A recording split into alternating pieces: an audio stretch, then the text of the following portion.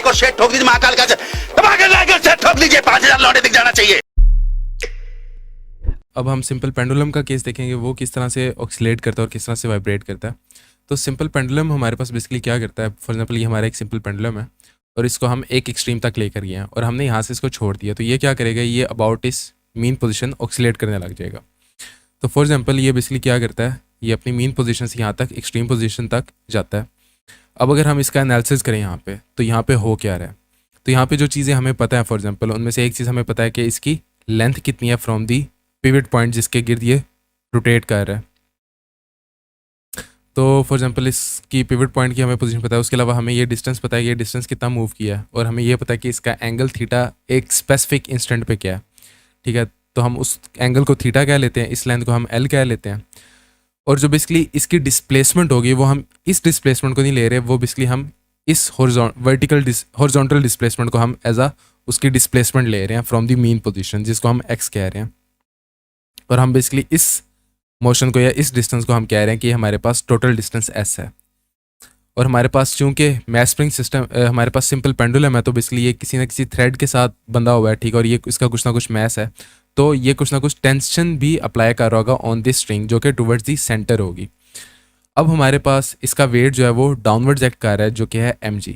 अब हमें पता है कि जो टेंशन होती है उसको काउंटर करने के लिए उसके एग्जैक्ट ऑपोजिट उसका एक इक्वल इन मैग्नीट्यूड वेक्टर होना चाहिए, तो वो वेक्टर बेसिकली इस डायरेक्शन में होना चाहिए। ठीक है, अब इस डायरेक्शन में कौन सा वेक्टर है जो कि टेंशन को बैलेंस आउट कर रहा है, तो वो बेसिकली हमारे पास mg का ही कंपोनेंट होगा एक, जो कि हमारे पास टेंशन को काउंटर कर रहा है। और ये बेसिकली हमारे पास जो एंगल थीटा, ये वाला एंगल थीटा है, अगर फॉर एग्जांपल हमारे पास ले लो कि ये एंगल थीटा यहाँ पे 30 है, 30 डिग्री ये वाला एंगल थीटा, तो इस एंगल थीटा की भी वैल्यू वही होगी। तो बेसिकली हमारे पास जो ये दोनों एंगल्स हैं ये इक्वल हैं, तो हमारे पास जो ये कंपोनेंट होगा mg का, ये किसके इक्वल होगा, थीटा के साथ। ये बेसिकली हमारे पास रिजल्टेंट वेक्टर है, तो जो ये वाला कंपोनेंट होगा ये हमारे पास किसके इक्वल होगा, ये हमारे पास mg कॉज ऑफ थीटा के इक्वल होगा। ठीक हो गया, तो ये हमारे पास mg कॉज ऑफ थीटा आ गया।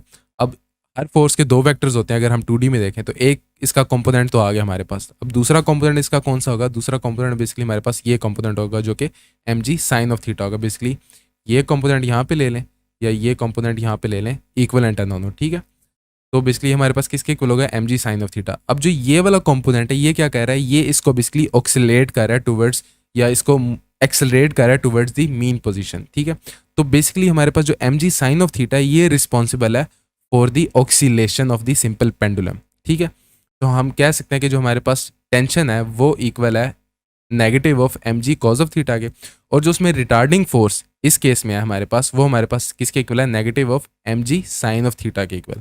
ठीक है, क्योंकि यही फोर्स का जो ये कंपोनेंट है ये रिस्पॉन्सिबल है फॉर दी ऑक्सीलेशंस। अब हमारे पास ये रिलेशनशिप बिल्डअप हो गया। अब जिस तरह हमने मैस स्प्रिंग सिस्टम के केस में किया था, हमारे पास जो फोर्स है वो किसके इक्वल होती है, mg के इक्वल, वो भी हम रखते हैं। उसके अलावा एक और चीज़ भी हमारे पास, जो हम एक एजम्पशन ले रहे हैं यहाँ पे, एजम्पशन ये ले रहे हैं कि ये जिस भी इंस्टेंट पे हम मौजूद हैं यहाँ पे जो हमारे थीटा है वो बहुत ही ज़्यादा छोटा है। तो जब हमारा थीटा बहुत ज़्यादा छोटा हो जाता है, साइन थीटा और थीटा की वैल्यू हमारे पास इक्वल आ जाती है। मिसाल के तौर पे आपको पता है कि साइन ऑफ 0 जो है वो हमारे पास किसके इक्वल होता है, 0 के इक्वल होता है। तो अगर हम साइन ऑफ 0.1 लें तो वो अप्रोक्सीमेटली हमारे पास 0.1 के इक्वल ही आएगा इन रेडियंस। ठीक हो गया, तो बेसिकली यहाँ से हमने साइन ऑफ थीटा की जगह पे, बेसिकली हमने जब ये पॉइंट स्टैब्लिश किया तो हम साइन ऑफ थीटा की जगह पे थीटा लिख सकते हैं। तो हमारे पास जो ये इक्वेशन बनेगी क्या बनेगी, f is equals to negative of mg multiply by theta. अब बेसिकली ये जो फोर्स है इसको हम मैस टाइम्स एक्सेलरेशन लिख सकते हैं। ठीक है, लिख सकते हैं, और ये फॉर्म हमारे पास वैसी की वैसी नीचे आ जाएगी, तो नेगेटिव ऑफ mg थीटा। अब m दोनों तरफ है, आपस में कैंसिल आउट हो जाएंगे, और जो एक्सेलरेशन हमारे पास बनेगी वो क्या बनेगी, acceleration is equals to negative of g multiply by theta. अब थीटा हमारे पास किसके इक्वल है, अगर हम थीटा देखें, थीटा हमारे पास अगर हम एक आर्क देखें तो आर्क में आपको जैसे कि पता है कि थीटा बेसिकली हमारे पास डिस्प्लेसमेंट है, बेसिकली इस थीटा की यहाँ पे बात हो रही है, तो ये थीटा हमारे पास किसके इक्वल होता है, रेडियस और जो ये डिस्प्लेसमेंट हुई है इन दोनों की रेशो के इक्वल होता है, तो s डिवाइड बाय l होता है हमारे पास थीटा। अच्छा, अब यहाँ पे चूंकि हमने ये एजम्पशन ली हुई है कि हमारे पास जो है थीटा की वैल्यू बहुत ज़्यादा छोटी है। अब यहाँ पे एक और चीज़ देखो, जो x है हमारे पास वो हमेशा s से छोटा ही होगा, लेकिन जैसे जैसे थीटा की वैल्यू कम होती जाएगी जो s है और जो एक्स और एस के दरमियान में जो फ़र्क है वो कम होता जाएगा। थीटा की वैल्यू इतनी ज़्यादा छोटी है, हमने यहाँ पे जम्पशन लिया है कि जो एक्स है वो हमारे पास अप्रोक्सीमेटली इक्वलेंट हो गया एस के। तो एस की जगह पे हम यहाँ पे एक्स लिख सकते हैं, जो कि हमारी डिस्प्लेसमेंट जिसको हम कह रहे हैं। तो हमारे पास जो ये फॉर्म बनेगी, थीटा इक्वल आ जाएगा किसके, एक्स डिवाइड बाय एल के। तो बेसिकली हम इस थीटा की जगह पे एक्स डिवाइड बाय एल को रिप्लेस कर देंगे। तो हमारे पास जो एक्सेलरेशन की इक्वेशन बनेगी वो क्या बनेगी, negative of g multiply by x divide by L. अब यहाँ पे जिस तरह हमारे पास सिंपल मैस स्प्रिंग सिस्टम के केस में हमारे पास जो एक्सेलरेशन की वैल्यू थी वो हमारे पास क्या थी, एक्स के divide by m multiply by x negative. इसी तरह हमारे पास यहाँ पे भी वही रिलेशनशिप बिल्डअप हो रहा है कि g divide by l multiply by displacement. ठीक है, तो यहाँ पे भी वही एनालॉजी बिल्डअप होगी। यहाँ पे भी हम उसी तरह ओमेगा को रिप्लेस करेंगे जिस तरह हमने उस मैस स्प्रिंग सिस्टम के केस में ओमेगा को रिप्लेस किया था square root of k divide by M में। इसी तरह ही हम मैस स्प्रिंग सिस्टम में हम ओमेगा नहीं चाह रहे, हम ओमेगा को कुछ ना कुछ फिजिकल ऐसे कंपोनेंट के साथ रिप्लेस करना चाह रहे हैं जो कि हमें डायरेक्टली मैस स्प्रिंग सिस्टम से ड्राइव या निकाल सकें। ठीक है, तो फॉर एग्जांपल इस केस में मैस स्प्रिंग सिस्टम में हमारे पास जो ओमेगा था वो के डिवाइड बाय एम था। तो यहाँ पे अगर हम वही एनालॉजी बिल्डअप करें तो ओमेगा जो होगा वो हमारे पास square root of g divide by l होगा। अब यहाँ पे हमने ड्राइव नहीं किया, इसको ड्राइव भी करके देख लेते हैं। हमने ये किस तरह से ड्राइव किया था, omega is equals to square root of k divide by, हमने ये इस तरह से ड्राइव किया था। बेसिकली हमने जब सिंपल हार्मोनिक मोशन को in general with circular motion पढ़ा था तो वहाँ से हमने एक्सलेशन की इक्वेशन ड्राइव की थी जो कि थी acceleration is equals to negative omega square x. अब बेसिकली हमने इसको इसके इक्वल रखा, यहाँ पे हमने x को x के साथ काट दिया, नेगेटिव को नेगेटिव के साथ काट दिया, और ओमेगा स्क्वायर है तो यहाँ पे दोनों तरफ हमने स्क्वायर रूट ले लिया। तो यहाँ पे स्क्वायर रूट के साथ काट गया, तो जो ओमेगा हमारे पास आया था वो हमारे पास किसके इक्वल था, square root of k divide by M. Similarly हम यहाँ पे भी यही चीज़ करेंगे। हम बेसिकली इस एक्सेलरेशन को और इस एक्सेलरेशन को अगर हम इक्वल रखें तो हमारे पास जो रिलेशनशिप बनता है वो क्या बनता है, negative omega square x basically हमारे पास यहाँ से आया और ये बेसिकली हमारे पास यहाँ से आया। ठीक हो गया, हमने इक्वल रख दिया, एक्स एक्स से काट गया हमारे पास, नेगेटिव नेगेटिव से काट गया, और यहाँ पे ओमेगा स्क्वायर है तो हम दोनों तरफ स्क्वायर रूट ले लेंगे। ठीक है, तो यहाँ पे ये इसके साथ कैंसिल हो जाएगा, तो जो हमारे पास ओमेगा आएगा वो क्या आएगा, square root of g divide by L. तो सेम एनालॉजी जो हमने मैस स्प्रिंग सिस्टम के केस में बिल्डअप की थी वो भी यहाँ पे हो रही है। यहाँ पे के था, यहाँ पे जी आ गया, यहाँ पे एम था, यहाँ पे एल आ गया। तो बेसिकली हमारे पास अभी तक हमने ये दो रिलेशनशिप ड्राइव किए हैं। अब हम जिस तरह मैस स्प्रिंग सिस्टम में हमने वेलोसिटी डिस्प्लेसमेंट वो दो निकाले थे, टाइम पीरियड निकाला था, वही सब कुछ हम यहाँ पे भी निकालेंगे। सबसे पहले हम टाइम पीरियड निकालेंगे। तो टाइम पीरियड हमारे पास किस तरह से होता है, ओमेगा इक्वल है किसके, टोटल एंगुलर डिस्प्लेसमेंट। अब एंगुलर डिस्प्लेसमेंट से मुराद ये वाले एंगल थीटा के डिस्प्लेसमेंट नहीं है। जब हम इस सिंपल हार्मोनिक मोशन को, इस पेंडुलम को सर्कुलर मोशन में रिप्रेजेंट करेंगे तो ये उस थीटा की बात हो रही है। ठीक है, जिस तरह हमने मैस स्प्रिंग सिस्टम को किया था। तो बेसिकली ये उस कंप्लीट रेवोल्यूशन की बात हो रही है divide by time period T, और ये इक्वल हमारे पास square root of g divide by L. तो अगर हम टी के लिए इक्वेशन को सीधा करें तो बेसिकली टी यहाँ पे डिवाइड हो रहा है, यहाँ पे आके मल्टीप्लाई हो जाएगा, और इसको हम इक्वल के उस तरफ लेके जाएंगे तो ये हमारे पास जी डिवाइड बाय एल है, तो वहाँ पे जाके square root of l divide by g हो जाएगा। तो हमारे पास जो इक्वेशन बनेगी टी की वो क्या बनेगी, 2 pi multiply by l divide by g. तो हमने टाइम पीरियड निकाल लिया। अब यहाँ से हमें देख के पता चल रहा है कि टाइम पीरियड दो चीज़ों पर डिपेंडेंट कर रहा है, एक उसकी लेंथ कितनी है और दूसरा हमारे पास ग्रेविटेशनल एक्सेलरेशन की वैल्यू क्या है। तो वो हमारे पास on the surface of the earth constant ही होती है, तो यहाँ पे एक ही फैक्टर रहता है एल। अब यहाँ से हमें पता चलता है कि मैस जितना मर्जी हो मैस स्प्रिंग सिस्टम का, उसका जो टाइम पीरियड है वो हमेशा फिक्स ही रहेगा क्योंकि वो डिपेंड कर रहा है एल पे। दूसरी बात ये कि अगर मैं मैस इस पेंडुलम को यहाँ से छोड़ता हूँ वर्सेज मैं इसको यहाँ पे लेके जाके यहाँ से ड्रॉप करता हूँ, तो इन दोनों केसेस में भी उसके इनिशियल एम्पलीट्यूड पे भी डिपेंड नहीं कर रही, यानी कि इन दोनों केसेस में हमारे पास जो टाइम पीरियड होगा वो सेम ही होगा।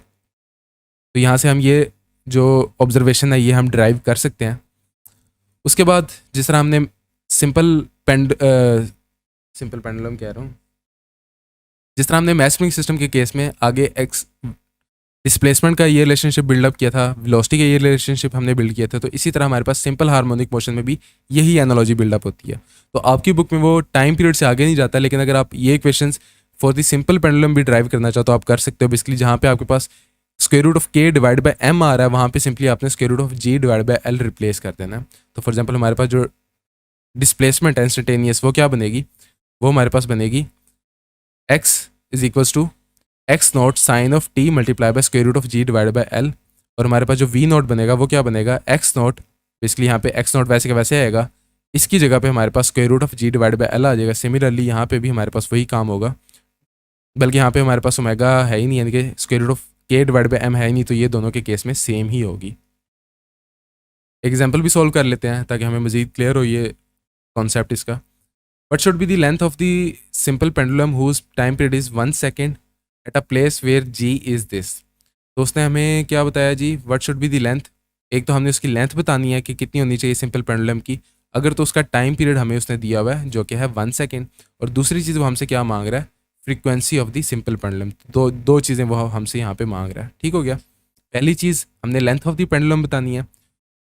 गिवन हमें क्या है, हमें टाइम पीरियड उसने दिया हुआ है जो कि 1 सेकेंड है, और जी की वैल्यू उसने हमें दी है जो कि 9.8 मीटर पर सेकेंड स्क्वायर है, और जो दूसरी चीज़ वो हमसे मांग रहा है वो फ्रीक्वेंसी ऑफ दी ऑक्सीलेशन मांग रहा है।